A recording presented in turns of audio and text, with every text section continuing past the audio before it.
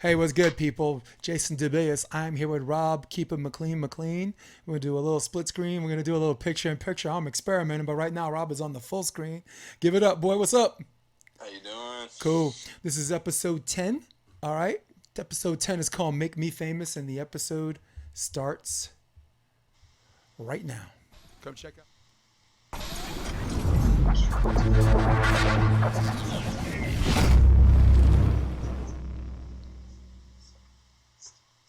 What's good, people? Jason DeBeas. I'm here with Rob. Keep it McLean, McLean. And Rob, we got a lot of subject matter, so let's get to it, brother. Absolutely, let's do it. All right, question number one. Where are we? You got the questions, right? Yeah, you want me to? Yeah, you handle the first one for me, so I could see if I Okay. could. So first one is Hall of Fame, or I'm sorry, the NFL playoff extended to 14 teams, 7 per conference. How does that affect the NFL going forward? Good idea, bad idea. Join in. All right, that's a good question, Rob. Yeah, man. 7 teams. I All right. think it would be pretty crazy because if you think about the matchups that would have changed from last year, because it would have been different. And then you have another whole round to basically go through. That means something, you know. It's not just like a one game, you know. Like it's just like a you basically pay for that one game, but you're going to play against one of the top teams in the conference. You know, now you at least have to you get your footing in that time of the year. A lot of teams aren't used to going in a cold weather environment. So if you kind of get your footing in the first game, it's like a messy game. And the next game, you really have a chance to beat a team. But it's such a big disadvantage to go from a warmer environment and then be immediately in something different. So um, I think it is better for the way the sport plays out, the playoffs. But again, it's another week for the players to have. So instead of maybe another week added onto the season, it's another week added onto the playoffs. So some food for thought of why they might be doing this is maybe they're losing the battle on the extra game of the season. So very interesting. But I like the new format, and I think it would be cool to see some teams that maybe get pushed out of the playoffs all the time get the chance to get in. So Rob McLean, speaking of teams trying to get into the playoffs. And you know where I'm going with this. Who's the team that always seems like they're being left out of the playoffs, finishing 8-8, 8-8, 8-8, 8-8? We know who they talking about. We talking about the Dallas Cowboys. Jerry Jones, 4 years ago, it was actually in 2014, Jerry Jones said, I think it'd be a great idea to have 7 teams for the playoffs. And at that point, you already knew the Dallas Cowboys would never go to the NFC Championship game, never mind even make it to the Super Bowl, winning or losing, because that man has already accepted his mediocrity. How about them Cowboys? Go Cowboys! 8-8, 8-8, 8-8. 8-8 all the time. And you know what the sad thing is, and I'm quoting Stephen A. Smith on this, even if there are 7 teams, there's a black cat on that franchise right now. They still wouldn't qualify for the playoffs. It's the truth. And what's funny is I think with that franchise also is if they had to do 8-8 to get into the playoffs, they would probably do 7-9. Right. And I think that's the premise of what Stephen A is talking about is whether it's Jerry Jones, whether it's the players, whether it's just the culture, they're not set up to win. They're set up to lose every season, and that makes what he's trying to say is that makes better TV more of the time, Agreed. especially if you have an involved owner as it is. So very different, very different. Definitely very different. So yeah, I like the whole idea. I'm actually futzing around with my Q&A. I've been doing a little homework on my research. Miranda Gagne, thank you for being here all these weeks, and you are sorely missed right now. Sorely missed. Sorely missed. Oh my God. So listen, the other reason why I like this 7 game playoff thing is because where everybody's battling for that 6th spot or that 5th spot the last week now, those teams that were on the outside looking in all of a sudden have some kind of inclusive action going on here, Rob. So it's one of those things where I'm like, okay, all right, let's see if the last 2 weeks actually mean something. Not to mention, if there's 7 teams, you know what that means? That means there's not 2 buys anymore. There's only going to be one Yeah, buy. right. So, So you got to so fight for that. Yeah, so now instead of two teams being locked in and just starting to, the Cruising. plays for garbage time, you got people actually vying for a number one spot to have a bye for the first week of the wild card playoffs. So guess what? It's exciting for football. Didn't love it at first, but I'm warming up to it. Yeah, I see. Yeah, the thing about pro sports is I don't mind if it's cutthroat, but if it's unreasonably long or game after game after game, there's just like with football, it's how long it is. With basketball, it's how many games in a row. With baseball, it's just the travel because you're playing 1/3 of the year. So it's just every sport's got their niche they have to kind of mold out a little bit. So it's good to see. I like to hear Totally, it. totally agree. Totally agree. All right, next question. Where are we? We're at the Hall of Fame, right? Hmm. Let's see. All right, so Rob, the Hall of Fame inductees. I'm reel them off. We're highlighting Kobe Bryant, Tim Duncan, Kevin Garnett, and of course you have some amazing females: Tamika Catchings, Mulkey, Barbara Stevens, Eddie Sutton, and of course the great player and coach Rudy Tomjanovich. What are your thoughts on this elite Hall of Fame class this year? I absolutely love this class because these are just my all-time favorite players. And maybe it's just at the time where I started growing up with these guys, or like they, they started getting their stardom at the time where I was paying attention to the league. But Kevin Garnett is like one of my all-time favorite players. Like a lot of people don't know about it because he was in Minnesota for a long time. And he was killing it, but he didn't really have the type of team that he needed to succeed. Um, Kobe Bryant obviously, is who he is, but um, a lot of people don't know Kevin Garnett until he gets to Boston, until he gets that Paul Pierce and Ray Allen, and they get that big three, and they start creating the big threes for the first time for real. That's the real first big three. Um, and Kevin Garnett was able to shine, but um, yeah, man, he was just one of the greatest players because he was offensively a stud and defensively is where he lived. So I just loved Kevin Garnett, one of my favorite players. I think this is one of the strongest classes I've seen. Between one of the best female coaches of all time, one Yeah. of the founders, in the WNBA area. Tamika Catchings was there back in the beginning. Like really when it was starting to matriculate to something serious. That can kind of compete on an NBA scale. Um, so from the way it looks like, I mean, I loved all the picks and players, top to bottom. I don't think there was a wow pick where you're like, they shouldn't have gotten this, should not. I really like the whole class. I think it's one of my favorite classes I think I've seen. Yeah. Yeah, man. Hey, listen, Rob, I want to talk about, dude, I want to talk about the elephant in the room. The elephant in the room is Tim Duncan.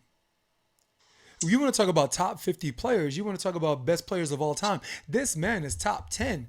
Like Kobe Bryant had a lot of peaks and valleys or whatever in his career, and at the end, he more valued than whatever, even though that little 60-point last game he did was just one for the ages. It was just amazing, and I DVR'd that game. They played that over the weekend, and I DVR'd and I watched it over and over and over again. But man, you don't get rewarded for being the quiet man who walks quiet with a big stick. Man, you don't get rewarded for being the best power forward in the game who just went on the court and did it right. Man, you don't get rewarded if your name is Tim Duncan. And I will not allow that man to be ignored in this Hall of Fame class. Not in this episode. Not today, Rob McLean. Listen, when Kobe Bryant was a pup, had to come up, right? Wasn't even the best player on his team. It was Shaq. And then when he had a chance to pitch his own 10, he did. Tim Duncan, as a pup, was the best player on his team. Got David Robinson a championship. Manu Ginobili, Parker, Kawhi Leonard. None of these people are going to have a championship without this man's leadership, where he leads by example and not by exception. You give me a great Hall of Fame class with these awesome female players and Kobe Bryant and Kevin Garnett, who's like our dude. Rob McLean, I give you Tim Duncan. I like Tim Duncan. He's nice. I've one of my favorite players, honestly. But yeah, the way that Kevin Garnett played the game is just different to me. Not to leave big fundamental out. I just think that he was maybe somebody that surpassed his abilities by what he was in, by buying into the program. But again, that is sports.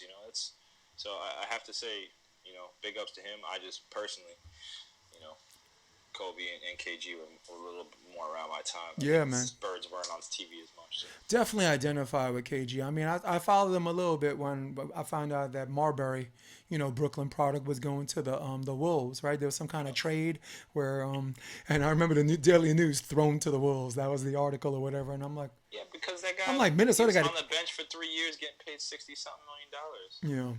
Yeah, yep, yeah. So, But that's when I noticed Garnett. I mean, at a time they crossed paths, and then I started following him, and I'm like, oh, wow, this guy's good. And I'm like, damn, I hope he gets a ring. And it's like, damn, he went to the Celtics.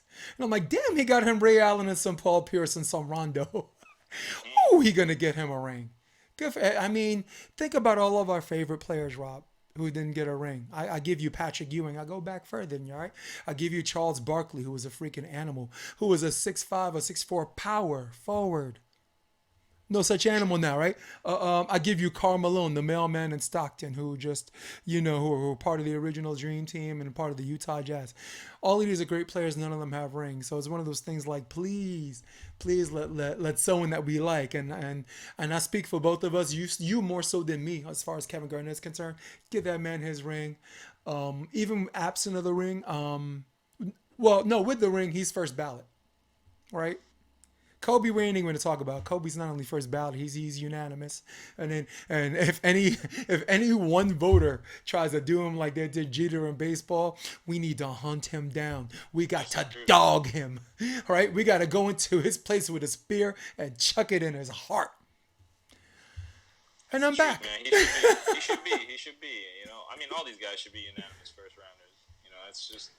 That's why this class is so special. Yeah, it is a special class, dude. All right, hey man, dude, we moving along. We moving along. All right, so I'm question number 3. Here it comes. I just put it up on the board early. With DeAndre Hopkins and Kenyon Drake joining the Cardinals, Arizona. What's Kyler Murray gonna look like this year? Kyler Murray, man, I'm super happy. I cannot wait for this guy to go off because it just opens the door for quarterbacks that were not considered quarterbacks to be quarterbacks. It's the Russell Wilson rule. Now it's the Lamar Jackson rule. Now it's just like it's about time that the one position in football that wasn't getting evolved has now been evolving. It can be smaller. It can be all it takes is a good arm. Look at Jared Allen, and he's got the perfect size, but he also has the perfect prototype to push forward big arm quarterbacks. That's right. He takes 7 steps back. He's viewing the field for 4 or 5 more seconds. They're making their protection around him. Same thing with Kyler Murray. He might be a faster, quicker, smaller guy, but he's still got the arm. You get the ball to the target. That's the most important thing. Are you smart enough to get to the ball to the right target the right way? And then on top of that, are you affecting the game? Because you can do everything in the game, but if you don't put points on the board, it don't matter. Tim Tebow, you can be the running quarterback here, you can get some points here, but if you don't put points on the board, you ain't going to do nothing. You know what I mean? So, at the end of the day, I really am excited to see what D. Hopkins, is going to do over there, where he's got a quarterback and a system that are trying to get him the ball, as opposed to a team saying, we've got this great receiver, teams are going to look at him, so we're going to use him as a decoy. That happened with Odell Beckham for a long time. It's happening again because he has so much talent around him. No doubt. Certain people just need to, thrive on their own and make their own environments. And I think that's Kyler. I'm glad he's there. Yeah. Same thing with D-Hop. Yep. I'm glad he's there. And I think that's just a really interesting system because it's Cliff Kingsbury's system, not just which is like a very fast, a very pass-first, pass-oriented. Yeah, Big 12 guy, right? More of a run-first. Yeah, Big 12 guy. Big 12, Texas Tech. Exactly. So it's going to be really cool to see. It's going to be really fun to see. Yeah. All right, so Rob, for me, all right, first of all, I'm glad that Arizona drafted this guy, all right? I'm glad he's got some parts around him, particularly defense and special teams. And, it's one of those things where it's his to build and only his to build. And we're really, really going to see what he's all about when it comes to that. But for me, my question isn't how good he's going to be. I think DeAndre Hopkins, he's elite, right? Top 5 receiver. Would you agree? Mm-hmm. Top 5 receiver. All right. Yep. So yeah, he's one of those guys. Just fixing this for a second. Just fixing that like that. Sorry. So the question isn't how good is Kyler Murray going to be? Kyler Murray already showed us a lot of good stuff in the beginning of the season, or sorry, last season. Only 5 wins is nothing to brag about. But I think people need to bear in mind that we have fallen in love with these quarterbacks that come in year one and year two and start bossing it. Okay, this is a boom period where we're blessed as NFL fans. That doesn't happen all the time, and the greatest players that ever played a game don't come out the box like that. I bring your attention to Peyton Manning. Peyton Manning, I believe, finished 3-13 his first season. So it's just one of those things where if this is your guy, boom, I'm gonna start him. I'm gonna let him learn. I'm gonna let him take his lumps. We already know, we're not playing to lose, of course, but he needs to be in there and see all moving parts. So when we get to where we gotta go, he's ready for that stuff. So for me, with Fitzgerald, who catches everything, with Hopkins, who's game changing, with Kenyon Drake, who loves him some contact. The question is Kingsbury. Kingsbury right now is 35-40 as a Texas Tech. I don't know how he even got a coaching job as a head coach when you come out of college with a 35-40 record remains a mystery to me. But there's of course lurking variables that come into play that you and I don't get to see, and I think he's going to do well. My predictive. I have I have no predictive validity to this, but I think he's going to be a good coach, and I think Kyler Murray is going to be a good quarterback. And I'm glad two guys come into the league basically together, holding hands, and get to show their worth.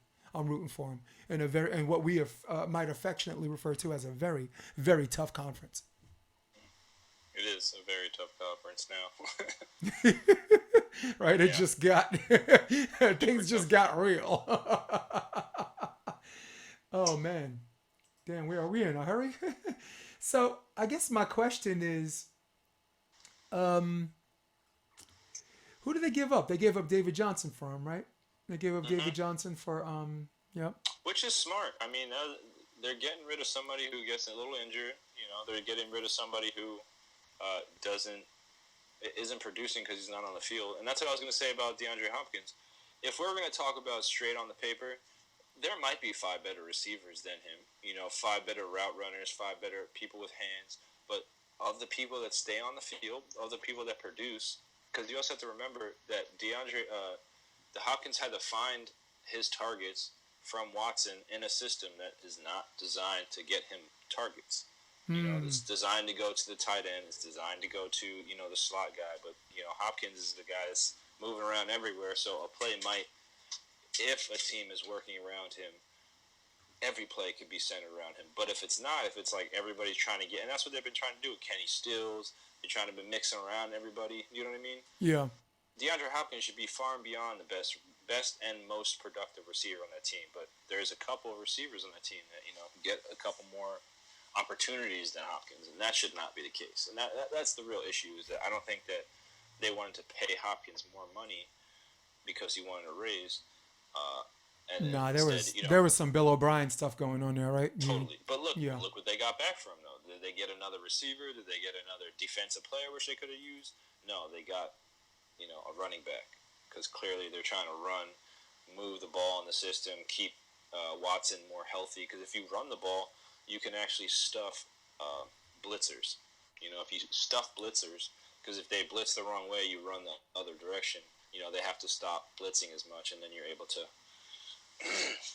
take the pressure off your quarterback in passing situations. No doubt. Yeah, very wow. Interesting move. It is, and again, you got Seattle, right? They're always pretty. They're going to be pretty good. Well, and who's going to get Jadeveon Clowney? That's going to be the real question. Ooh, yeah. Is he still a free agent? Money. Yeah. Oh. He wants to get like 17, 18 million a year as a defensive end, and that does not happen unless it's going to be Miami, because they did that with Cameron Wake. The Giants busted that out, but that was with a different general manager. It just doesn't happen like that. So it probably would have happened if he wasn't injured. If you remember, like his first 2 years, he was out half the year. It's like Yeah, him and JJ Watt were like taking shifts. you know, but he came back and dominated. he did. He did. He's been like, well, that's the other thing is like he's not necessarily specialized. He's a great defensive player, and this is funny because you find this on defensive lines all the time. You got great defensive linemen, but they don't specialize anywhere. They can obviously stop the run, but they don't break. They don't get through the line. They can get a lot of tackles, but they don't get tackles in the backfield. They get a lot of. They might get a lot of quarterback pressures, but they don't get sacks. You know what I mean? Right. And they don't change the game, and that's where the value changes. That's what I love about professional sports and the general manager idea of all that is that you can, even if a player is much better than another, if your need is greater and the value is higher, then you're making a better pick. You're making a better choice. So Yep. Yeah, very man. interesting how the game changes like that. Yeah, man. Oh man, I wish this guy luck, man. I want nothing but good things for him. And I really hope that Hopkins contributes to such. Same, yeah. Yep. All right, And hey. David Johnson too. Ooh. David Johnson too. Yeah. Well, Johnson's with the Texans. Yeah.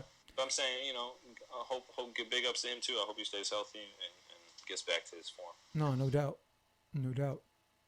All right, here we go. Hey, let's move on to something more in our wheelhouse. Okay, that's the AVP. The AVP, due to the coronavirus, the other elephant in the room. Again, thank you, whoever's here. Thank you for joining us. We're trying to bring you guys a sense of normalcy. And if we could do that, that's a win for everybody. Due to the coronavirus, the AVP pushed their schedule where they moved Huntington Beach, which is supposed to be the first stop on their tour, to last. And they also canceled Austin, and they canceled Seattle, and they moved the New York one to June 19th to the 21st. So, Rob McLean, what are the chances that the new AVP schedule is going to hold up? What are the chances? I honestly, I think everything's at a 50-50 right now. Obviously depending on, social distancing, how effective it is. I think that we're in a really good position.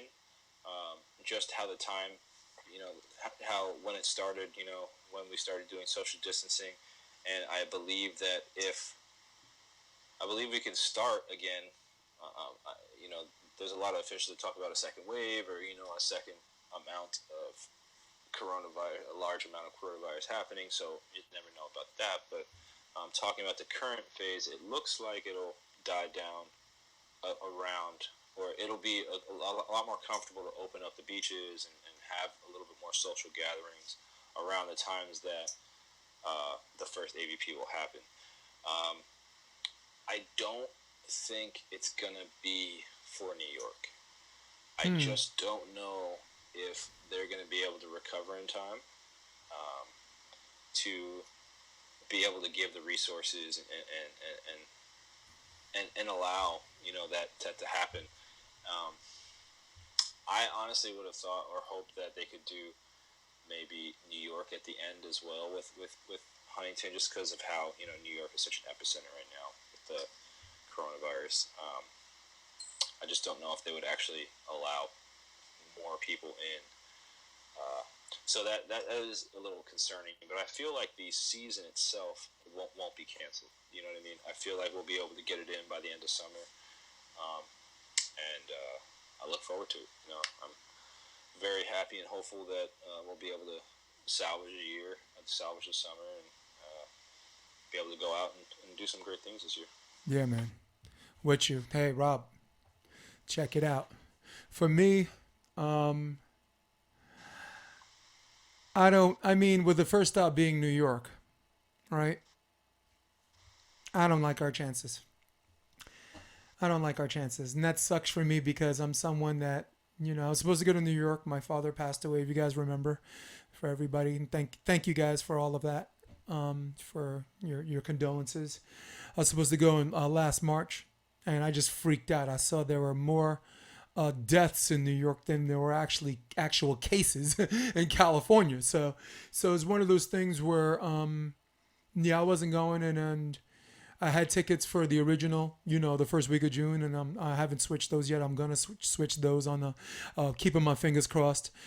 And I barely see a scenario where I barely see a scenario where it's even gonna happen in Hermosa Beach, which is the last week of July.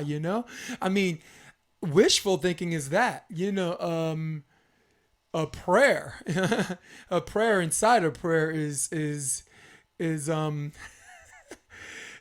hoping that, right, is hoping that we get our shot in New York. I really I'm trying to do two things at one time, so I'm sorry I'm doing all this crazy No, at you good. the same time.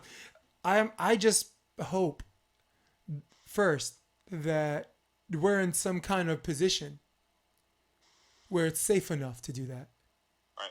where it's safe enough for a whole bunch of people to sit next to each other, not within 6 feet, where it's safe enough where the players themselves, if they want to shake hands before the match or give a high five after getting an ace killer or a block, we got to make sure everybody's okay. So if it's one of those things where there's even a modicum of doubt, New York's not gonna happen, and this virus, to my understanding, is susceptible up to heat up to 130 degrees. Now we know in no way in our world climate that's going to happen unless you live in Arizona.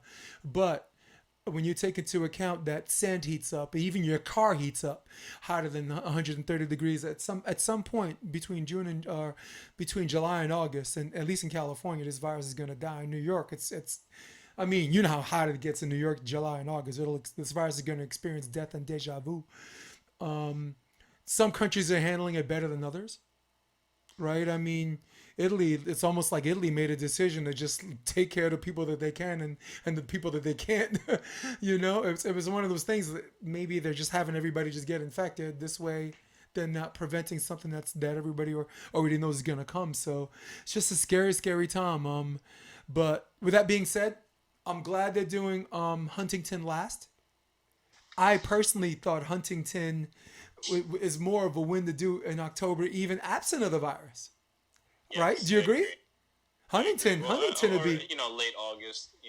Late August, or I think now it's more October because of the timeline. But yeah, definitely something like in between Manhattan and Hawaii. You know what I mean? Yep. Or push Hawaii back a little bit. But yeah, I definitely see that. I definitely see that. You see the same thing? Yeah, that the Huntington at the end. I just don't know why it would be in the beginning. You know. Uh, yeah, I don't know. Yeah.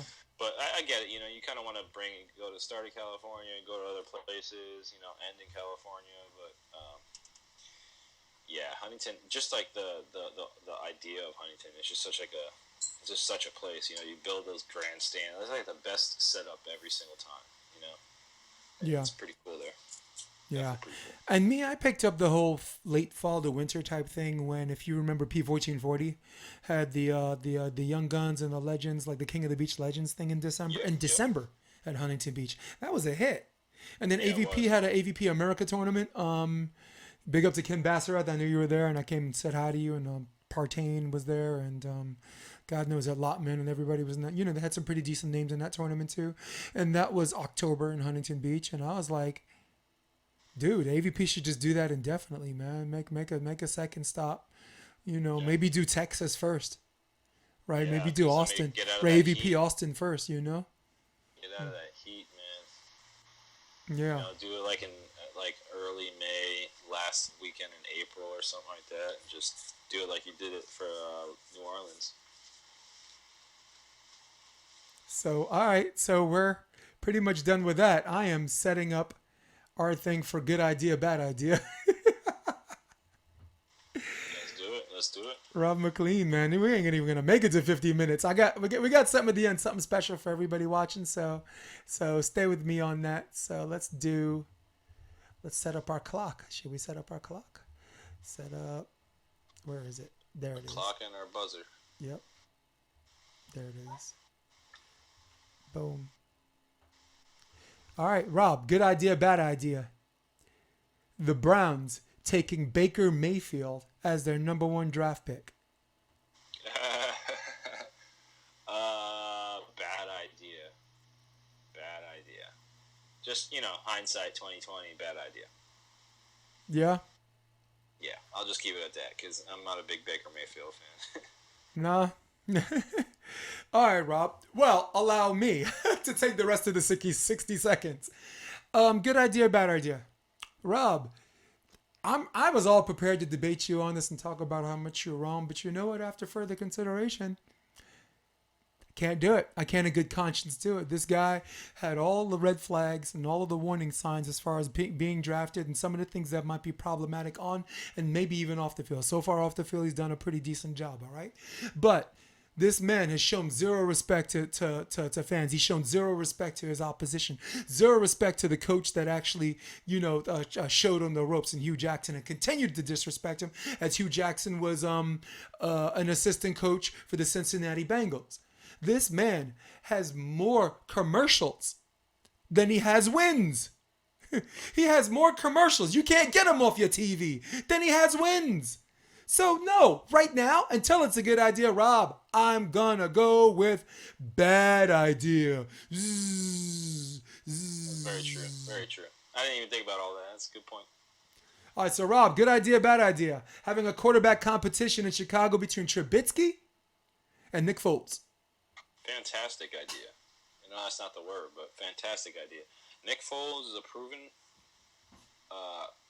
above average starting quarterback, and Mitch Trubisky has been nothing other than average. He's been okay. His best games he's run more than he's passed, and it's just not what that team needs. That team needs a leader. That team needs somebody who's a real quarterback who's going to push the ball down the field, and he's not that guy. Yeah, I say good idea, and I'll tell you why. Because Trubisky, as bad as he's been, he's 20-11 as a starter. But listen, in large part we know because of the Bears' defense. But here he comes. Along comes. Allow me to introduce myself. My name is Foles. Super Bowl MVP took down the Patriots, and God knows who else to get there. Watch your back. Look over your shoulder. Mitchell Trubisky. This guy's getting paid too. Oh, by the way, this one you're gonna love. He got drafted before Deshaun Watson and Patrick Mahomes. Yeah. That is insane. All right, going to the UFC, Rob. Good idea, bad idea. The UFC, Ferguson, Justin Gaethje headlining UFC 249. Bad idea. Like you were saying, I think we talked about this the other week, is that for me, I would rather people stay safe and us not see Tony Ferguson fight another person who is just going to demolish. I want to see the fight that we should have all been seeing anyway. It's either that fight or no fight. That's why I'm saying bad idea. I say bad idea. Nah, you know what? Nah, bad idea. Bad idea. I ain't changing my mind. My mind, oh, come on. I got underwear and I could change that as much as I want. I'm not changing my mind on this one, Rob McLean. Good. Justin Gaethje, his career path needs somebody else. Tony Ferguson, he's beaten everybody. We don't need him taking out competition. We don't need no one left at 155 by the time him and Khabib fight. Conor McGregor's always waiting in the wings because of his star power, but after that, that's it. That's it as far as the top five. Rob McLean, I find myself once again agreeing with you. Wait, hold on a sec though, because didn't Conor say if Khabib pulled out that Conor he would be ready? Conor ain't want that sauce. Yeah, I know he don't. But Conor, listen. That's the guy who always picks up his phone and says yes, but he ain't take that. Do you think he's picking up his phone for Tony Ferguson? I'm not saying Conor's afraid, but I'm just saying, as far as getting caught on some not ready-esh. Oh, no, I hear you. But, I mean, he did it with Khabib. Honestly, I'd be more, if I was not prepared, because Tony, even if you prepare, you're not prepared. You know what I mean? Yeah. Khabib, you can prepare, and I feel like you can kind of make him do certain things because he doesn't do a lot of things. Tony does everything. So, I think for him to go against Khabib with no... real understanding what he's trying to do, then I think he would do it against Tony. But that's just what I think he would do, Yeah. No doubt. No doubt. Cool, man. We were counting down on that one, man. We got a whole nother minute off of that.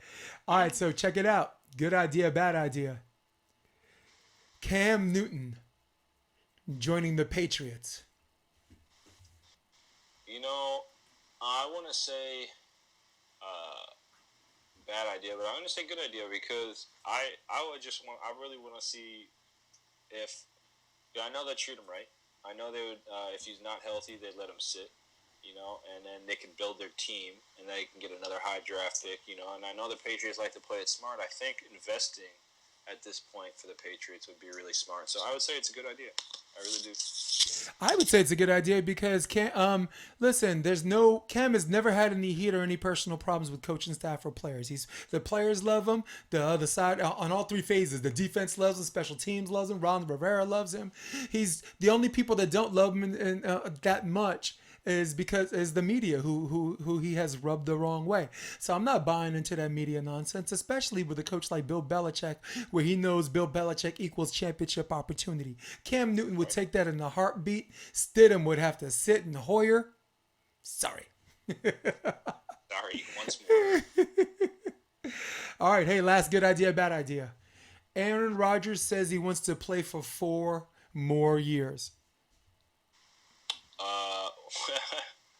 I mean, so I'm just going to be not sarcastic, and I'm going to say it's a bad idea because he can play for 4 more years, but that means Green Bay is not going to win for another 4 more years, win a Super Bowl for another 4 more years. So I would like him to just kind of shut his mouth, because, again, he's done this since, 29, 30 years old. He just talks, and you can put stats behind it. I'll look this weekend and get it to you next Tuesday, but I'm pretty sure every time he's opened his mouth, they have done bad. Except for the one time where they glorified this guy, relax. which is RELAX, relax. And then what did he do in the playoffs? You know what I mean? So I can't even.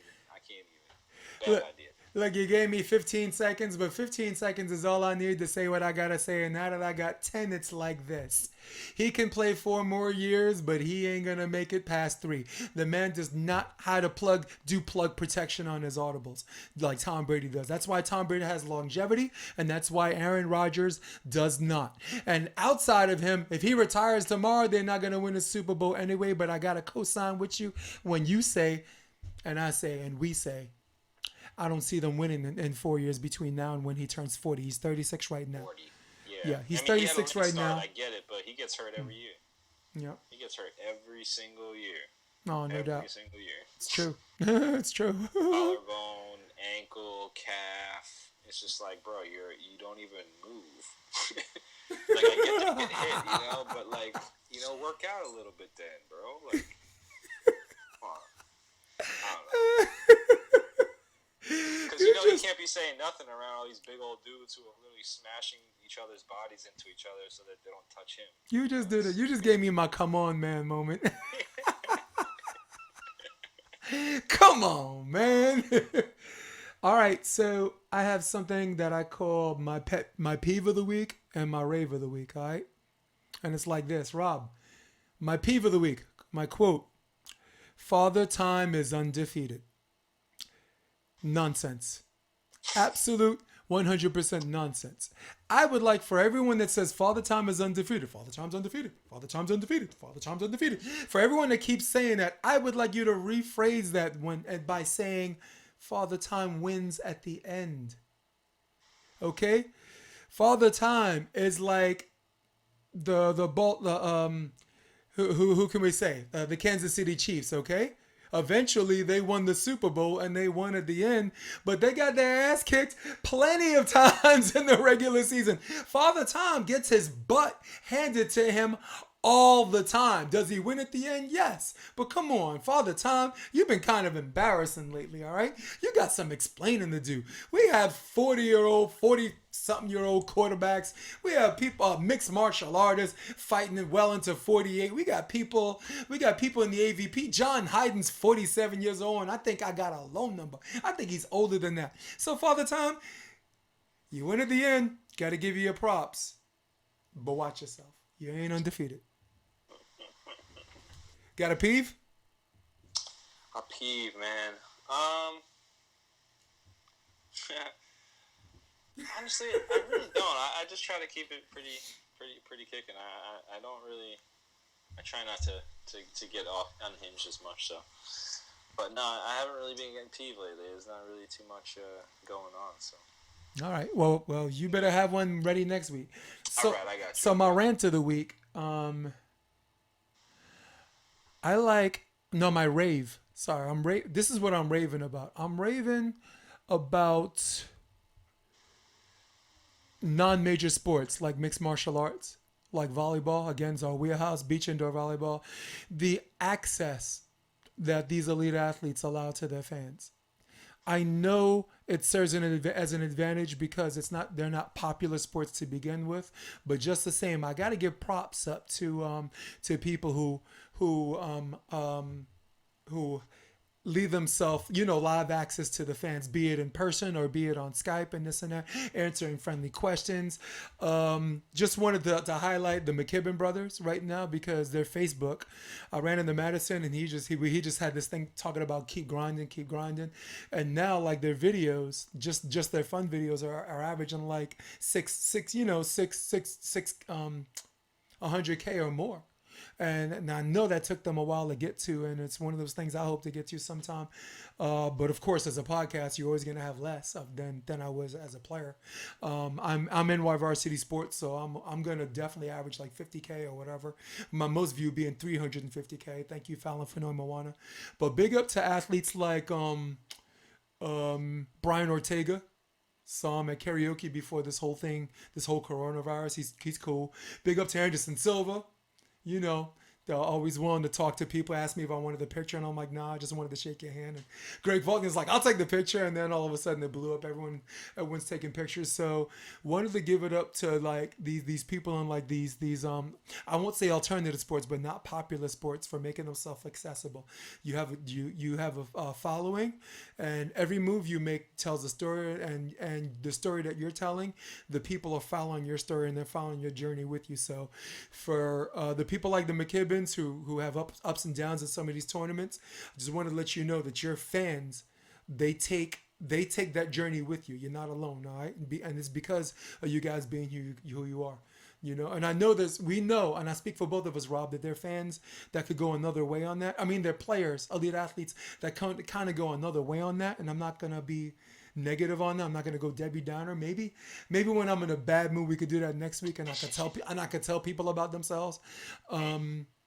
But for this week, big up, kudos, love y'all.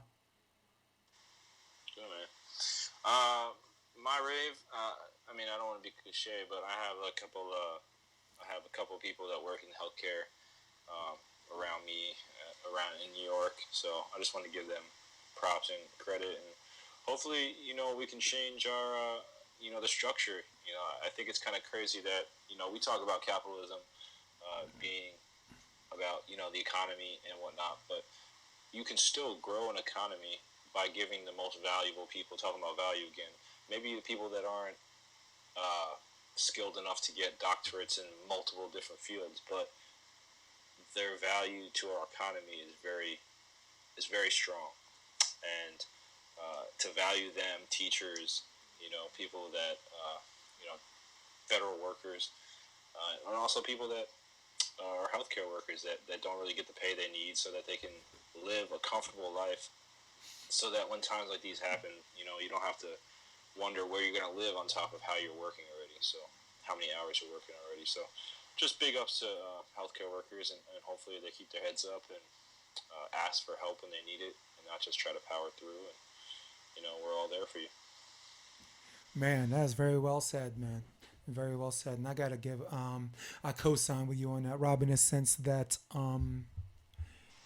as far as people to look up to, and as far as taking a journey with someone and caring about their ups and downs, oh man, there's not a more ample time than to show support and love for the people that put themselves in harm's way, for what's happening in these more than trying times. To call them trying times is, I mean, I was looking for a better, a stronger, adjective or description than trying times, but that's all I could come up with, because there's really nothing you can use to describe what's happening right now in our climate. And like you said, this is no time for politics.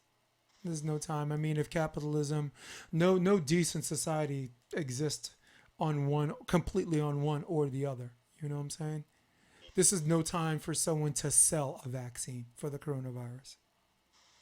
All right. This is time for someone to get a vaccine for the coronavirus. This is not time. There's no time to charge someone for getting treated by the coronavirus. All right. But our government, who by the way was derelict in our duty to protect us from this in the first place when it could have happened. All right. It's not like I tripped and broke my leg and I want and I want someone else to mess up my mistake, my crime against myself. This happened to us. All right. So just like Rob said, man, just support the people that are putting themselves in harm's way.